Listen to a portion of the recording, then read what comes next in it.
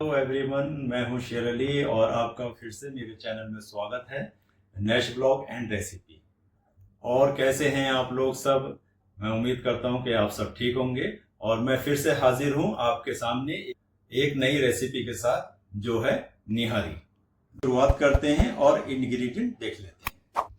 Spices लिए हैं मैंने 2 टेबलस्पून नहारी मसाला, या आप होममेड या रेडीमेड ले सकते हैं। 2 tablespoon coriander powder, 2 tablespoon chilli powder, half tablespoon turmeric powder, 2 tablespoon white flour यानी आटा।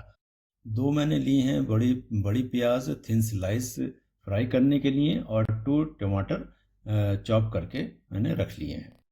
1 tablespoon salt and 2 tablespoon garlic paste and 1 kilo mutton लिया है। Let's start. 2 बड़े चम्मच मैंने लिए हैं कुकिंग ऑयल यानी कि घी, नियर अबाउट 100 ग्राम। ऑयल जब गर्म हो जाए तो इसमें प्याज ऐड करेंगे फ्राई करने के लिए।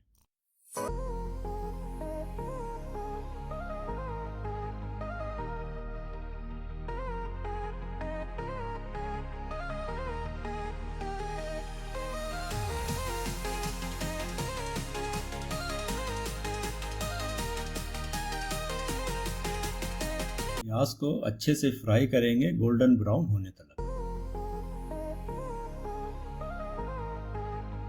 प्याज इतने गोल्डन ब्राउन हो रही है, आइए आटे का पेस्ट बनाकर रख लेते हैं। पानी मिक्स करके अच्छे से इसका घोल बनाकर रख लेंगे। आटे का पेस्ट बनाते टाइम ध्यान रखें इसमें लम्स ना पड़े।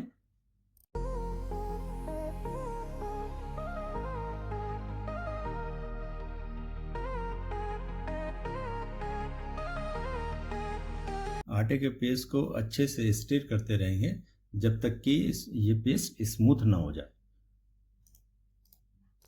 तो आटे का पेस्ट अब रेडी है, इसको एक साइड में हम रख देंगे।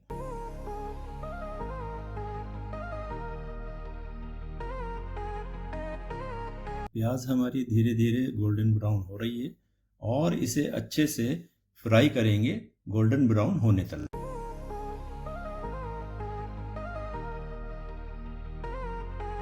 प्याज गोल्डन ब्राउन हो चुकी है, आइए इसे एक प्लेट में बाहर निकाल कर रख लेते हैं।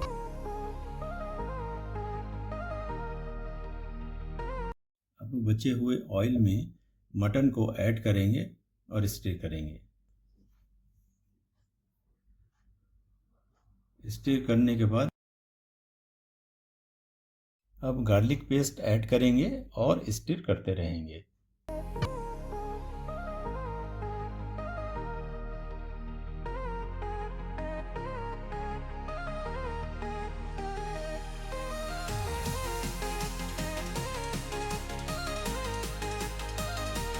फिर इसके बाद चॉप किए हुए टमाटो ऐड करेंगे।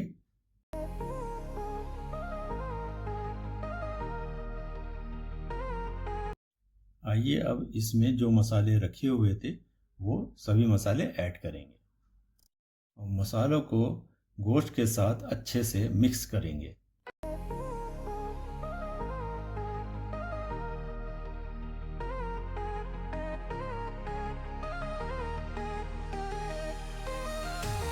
आइए अब इसको भून लेते हैं। दोस्तों याद रहे मसालों को धीमी आंच पर ही भूनना है। मसाले जब अच्छे से भुन करके तैयार हो जाएं तो इसमें 4 से 5 कप हम वाटर ऐड करेंगे। पानी ऐड करने के बाद मटन को गलाने के लिए प्रेशर कुकर की लिड लगाएंगे और इसमें 6 से 7 विसल लगाएंगे। मटर इतने सॉफ्ट एंड टेंडर होता है। आइए नेक्स्ट स्टेप पर चलते हैं।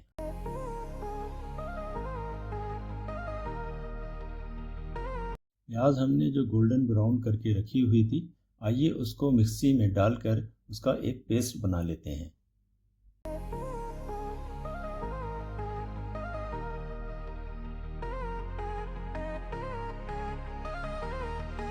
पेस्ट अब रेडी है। तो दोस्तों नहारी को पकते हुए तकरीबन 20 मिनट हो चुके हैं। इसमें 6 से 7 विसल भी आ गई हैं। आइए चेक कर लेते हैं। मटन ऑलमोस्ट गल चुका है। आइए और थोड़ी देर तक इसको अच्छे से हम चलाते रहेंगे।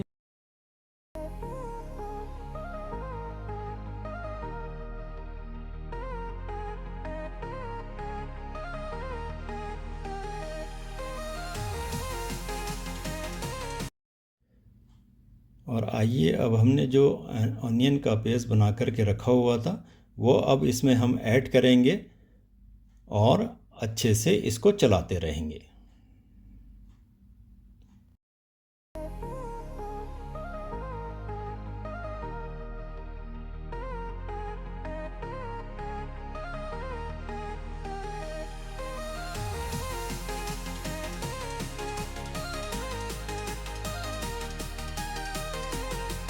आइए अब हम इसमें आटे या बेसन का जो घोल हमने तैयार करके रखा हुआ था वह ऐड करेंगे और 5 से 10 मिनट इसको अच्छे से चलाते रहें।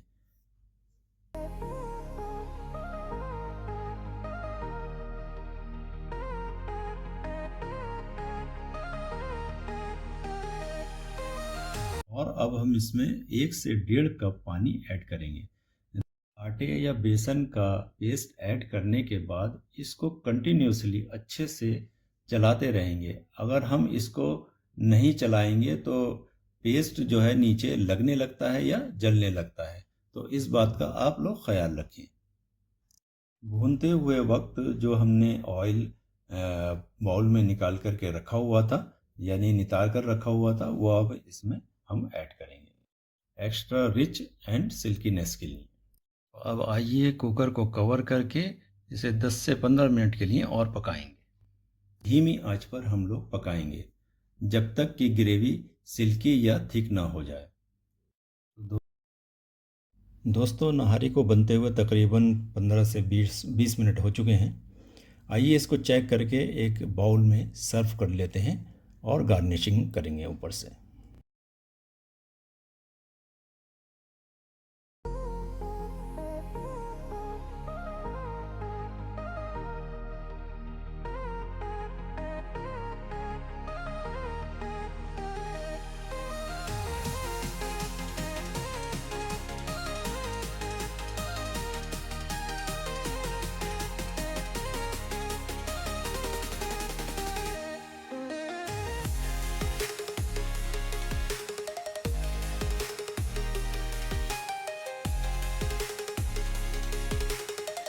दोस्तों निहारी को आप सर्व कर सकते हैं तंदूरी नान, शीरमाल, कुलचा या खमीरी रोटी या प्लेन नान के साथ।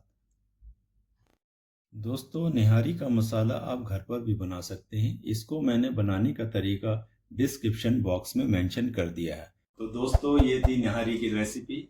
आइए मिलते हैं नेक्स्ट रेसिपी के साथ। तो तब तक के लिए अपना ख्याल रखिए, खुश रहिए और प्यार बांटिए। तो मेरे चैनल को लाइक करें, शेयर करें और सब्सक्राइब करें। Thank you for watching.